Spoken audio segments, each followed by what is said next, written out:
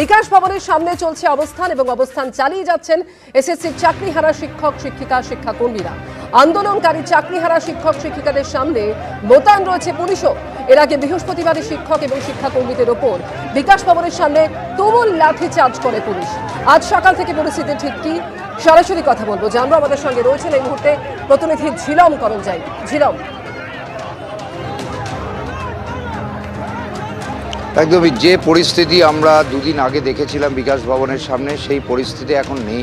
এখানে যারা আন্দোলন করছেন, অবস্থান করছেন, সেই চাকরিহারা শিক্ষক শিক্ষাকর্মীরা তারা এইদিকে বসে আছে, দেখতে পাচ্ছ। বিকাশ ভবনের মূল গেটের সামনে তারা বসে আছেন এবং গতকাল সারা দিন তারা এখানে অবস্থান করেছেন। তার আগের দিন পুলিশের লাঠিচার্জের যে ঘটনা ঘটেছিল, সেই ঘটনার পরে গতকালও তারা প্রতিবাদ সভা করেন এবং এই একই সঙ্গে এখানে তারা বসে আছেন। তাদের আজকে বেশ কিছু পরিকল্পনা আছে। তবে তার আগে তোমাকে বলে রাখবো যে এখানে পুলিশের মোতায়েন করা আছে, যে পরিমাণ পুলিশ মোতায়েন আছে সংখ্যায় আগের থেকে কম হলেও তো গেটের সামনে তারা সতর্ক নজর রাখছেন।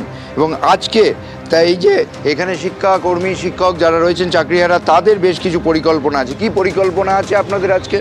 আমাদের এখন পরিকল্পনা আছে প্রাথমিকভাবে এখন আপাতত স্টুডেন্টরা এসে এখানে প্রতিবাদ জানাবে।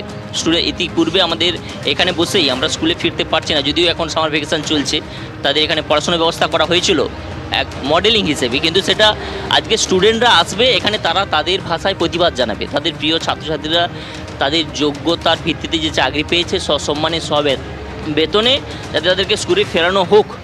এই তাদের কি ক্লাসও নেবেন আপনারা এখানে? হ্যাঁ, পরিস্থিতি অনুযায়ী ক্লাসও নেওয়া হবে এবং তারাও প্রতিবাদ জানাবে এবং পরিস্থিতি অনুযায়ী আরও নতুন অভিনব কর্মসূচি এখানে প্রদর্শন করা হবে।